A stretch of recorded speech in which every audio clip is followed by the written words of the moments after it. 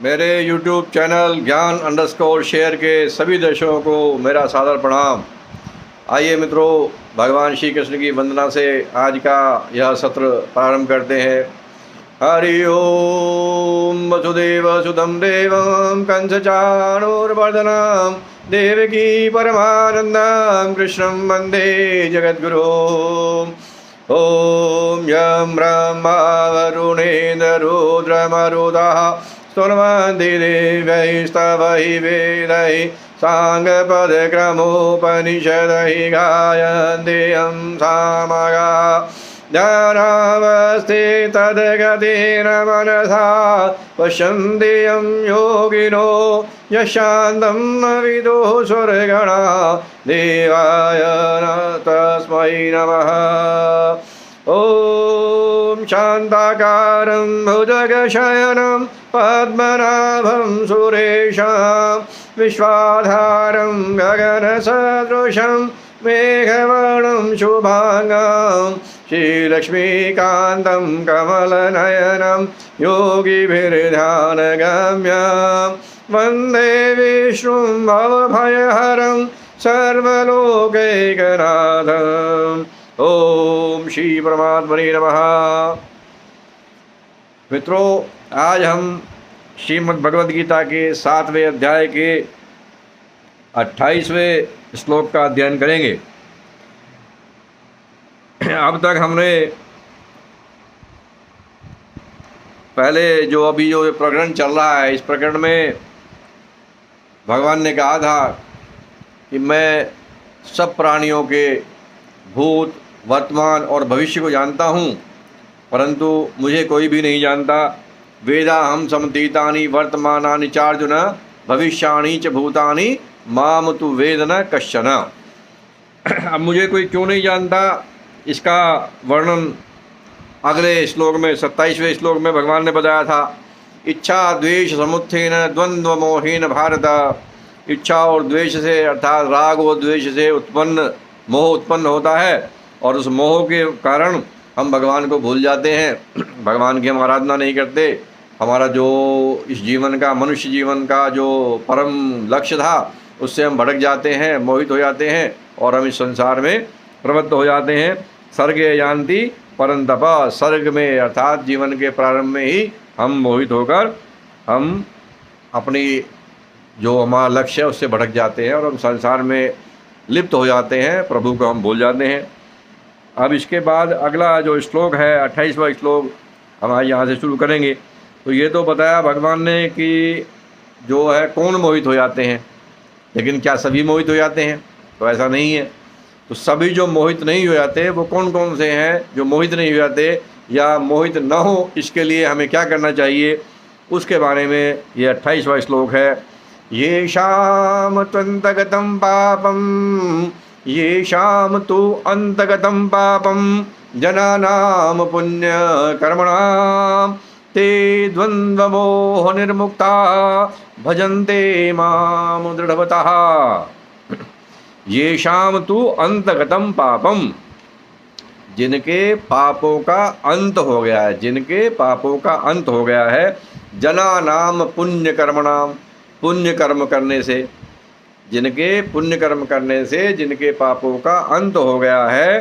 ते द्वंद्व मोह निर्मुक्ता, वो द्वंद्व और मोह से मुक्त हो गए हैं। जो मोह रूपी जो द्वंद्व रूपी जो मोह है, द्वंद्व रूपी सुख दुख हानि लाभ इस प्रकार का जो मोह है, जो डिल्यूजन है, जो हमें भ्रमित करता है, उससे वो मुक्त हो गए हैं। और इसलिए मुक्त होने की वजह से उनको ये स्मृति आ गई है कि हमारे इस मानव जीवन का लक्ष्य प्रभु की प्राप्ति करना है, और इसलिए वो दृढ़वती होकर परमात्मा प्राप्ति के लक्ष्य पर दृढ़ होकर मुझे भजते हैं। तो ये इस श्लोक का अर्थ है। अब इसमें कई सारी शब्द आए हैं। दृढ़वता, येषां तु अन्तगतं पापं जनानां पुण्यकर्मणां। पुण्यकर्मा कौन है? तो पुण्यकर्मा वह मनुष्य है जो जिसका ये दृढ़ निश्चय हो गया है कि एकमात्र जीवन का जो लक्ष्य है वो परमात्मा की प्राप्ति करने के लिए हमें हजारों जन्मों के बाद ये अंतिम जन्म मनुष्य जन्म मिला है। और इस जन्म का उद्देश्य केवल और केवल परमात्मा की प्राप्ति करना है। सांसारिक भोगों को भोगना इसका लक्ष्य नहीं है। जिसका ऐसा दृढ़वत हो गया है, जिसने निश्चय कर लिया है, वो ही पुण्यकर्मा है, क्योंकि वो ही पुण्यकर्म को कर पाएगा। अब ये जो लक्ष्य है कि मुझे परमात्मा की प्राप्ति करनी है, ये बहुत इम्पोर्टेंट है। ये जो निश्चय है कि मुझे परमात्मा की प्राप्ति करनी है, ये बहुत इम्पोर्टेंट है। क्यों इम्पोर्टेंट है? क्योंकि संतों ने ये कहा है कि 1.5 पुण्य होते हैं और 1.5 ही पाप होते हैं। 1.5 ही पुण्य होते हैं और 1.5 ही पाप होते हैं।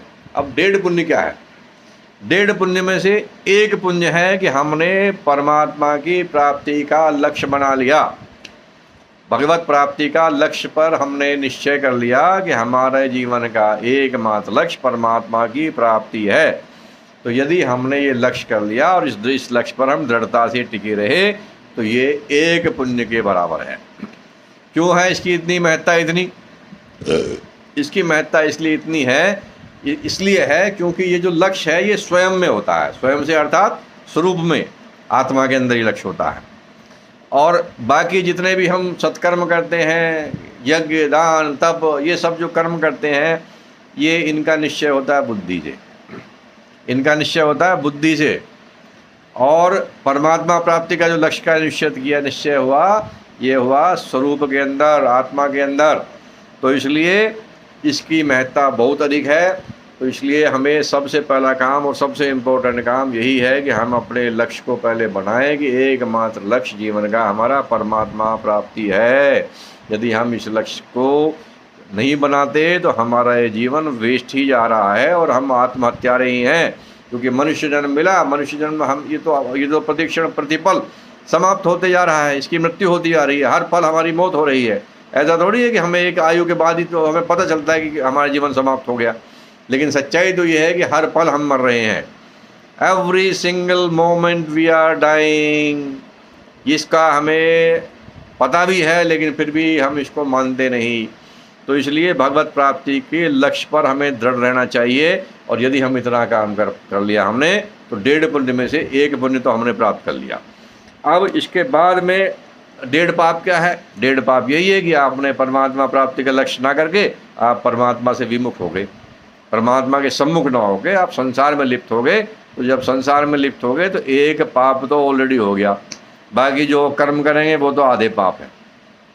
तो ये जो निश्चय है इसकी बड़ी महत्ता है, इसलिए सबसे पहले हमें इसको ही कर लेना चाहिए।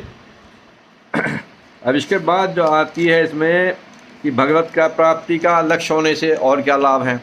तो भगवत प्राप्ति का लक्ष्य मात्र होने से ये लाभ है, यदि पुराने संस्कारों की वजह से, पूर्व जो हमने कर्म कर रहे हैं उनके जो संचित संस्कार हैं उनकी वजह से यदि कोई हमसे पाप कर्म भी हो जाते हैं, तो क्योंकि हमारे हृदय में, क्योंकि हमने अपने स्वरूप में हमने ये दृढ़ निश्चय कर लिया है कि परमात्मा प्राप्ति का ही हमारा एकमात्र लक्ष्य है, तो परमात्मा जो हमारे हृदय में विराजमान है वो उन पाप कर्मों को नष्ट करते जाते हैं। वो पाप कर्म ठहर नहीं सकते।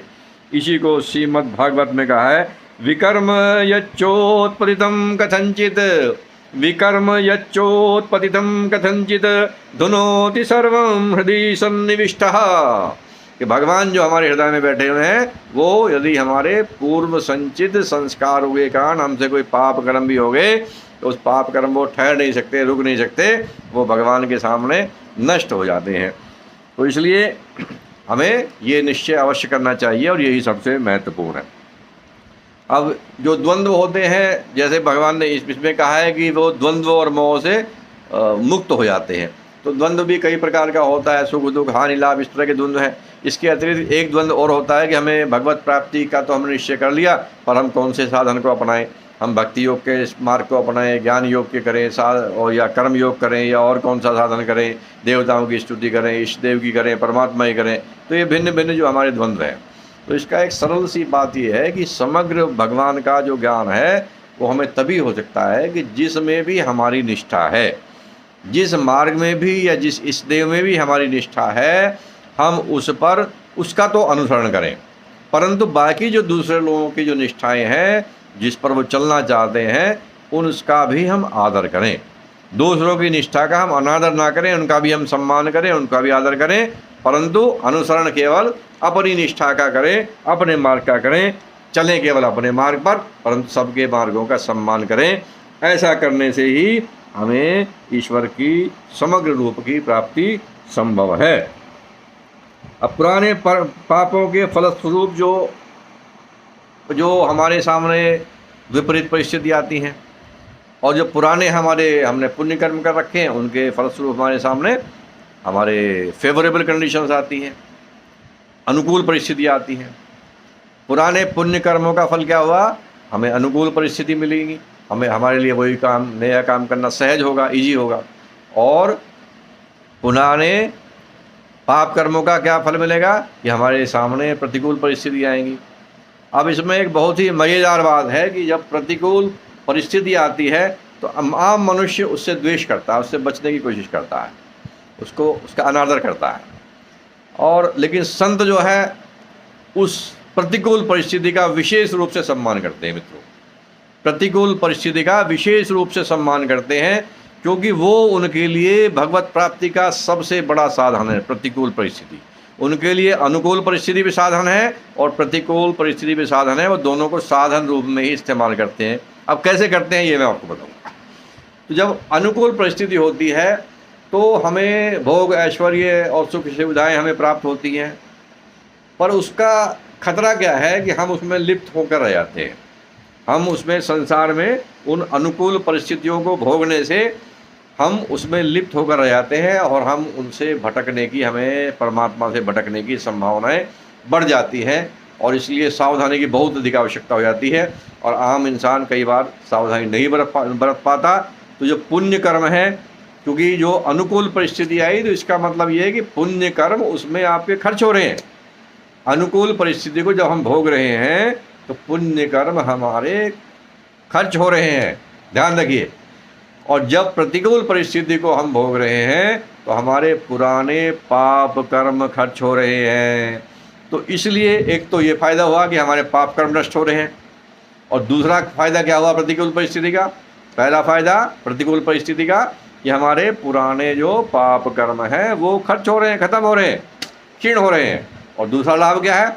दूसरा लाभ ये है कि उसमें ऑटोमेटिक हमारा ध्यान भगवान की तरफ जा लगता है। चतुर्विधा भजन्ते माम, भगवान ने क्या कहा है? चतुर्विधा भजन्ते माम जना सुकृत नोर्जना आर्तो जिज्ञासुरार्थार्थी ज्ञानी च भरतर्षभ। जो आर्त है, जो दुखी है, जो विषम परिस्थिति में है, वो मुझे भजता है। तो इसलिए प्रतिकूल परिस्थिति विशेष रूप से उपयोगी है, और इसीलिए उसमें क्योंकि ज़्यादा सावधानी की जरूरत भी नहीं है, ऑटोमेटिकली भगवान की तरफ हमारा ध्यान जाता है। तो उसको हमें दोनों को ही, हमें प्रतिकूल को भी और अनुकूल को भी, दोनों परिस्थितियों को हमें साधन ही समझना चाहिए। जब हमारे अनुकूल परिस्थिति हो तो हम सत्कर्म ज़्यादा करें, लोगों का कल्याण करने की कोशिश करें। हमारे पास धन, पैसा, संपत्ति, मान सम्मान है तो हम उसको लोगों के कल्याण के लिए उसका उपयोग करें। और जब प्रतिकूल परिस्थिति है तो भगवत भजन करें और हम इसमें खुश रहें कि हमारे पुराने जो पाप हैं वो क्षीण हो रहे हैं, उसी में हम प्रसन्न रहें। तो दोनों को ही हम साधन रूप में रखकर, समझकर हम, क्योंकि भगवान ने हमें दोनों साधन दिए हैं हमारे कर्मों के फलस्वरूप, वो उनका प्रसाद है, उसको हम प्रसाद समझकर ग्रहण करें और दोनों ही परिस्थितियों में हम खुशी रहें। अनुकूल स्थिति हो तो हम अनुकूल स्थिति का लोगों के कल्याण के लिए, भगवत कर्म के लिए उसका उपयोग करें, और प्रतिकूल परिस्थिति हो तो भी उसको भगवान का प्रसाद समझकर भगवत भजन में और ज़्यादा हम लगे। तो इसी बात को इसमें इस श्लोक में कहा था कि भाई जिनके जो है पाप कर्म क्षीण हो गए हैं, क्यों? पुण्य कर्म करने की वजह से, तो वो जो है दृढ़वृत्ति होकर मेरा जो है ये द्वंद्व मोह निर्मुक्ता, वो जो द्वंद्व रूपी जो मोह है उससे वो मुक्त हो जाते हैं, और इसके फलस्वरूप वो दृढ़वती होकर मेरा भजन करते हैं। अब भगवान का जो भजन है, भगवान का भजन क्या है? हम सभी कहते हैं हम भजन कर रहे हैं जी, पर भजन है क्या, हमें ये समझने की जरूरत है। तो भजन जो शब्द है ये भज धातु से आया है, और भज का अर्थ होता है सेवा करना। भजन जो शब्द है वो भज धातु से पैदा हुआ है, और भज का मतलब है सेवा करना। तो इसको बहुत समझने की जरूरत है कि सेवा कैसे हम करें। कि हमें भगवान ने अंतःकरण दिया है, और बाह्यकरण है हमारे। अंतःकरण मन बुद्धि अहंकार, ये सब अंतःकरण है हमारे। और बाह्यकरण हाथ पैर नाक शरीर, ये सब जो हमारे बाह्यकरण है। तो हमारा अंतःकरण भी और भीतर जो बाह्यकरण है, दोनों को हम श्रद्धापूर्वक भगवान की सेवा में ही लगा दें।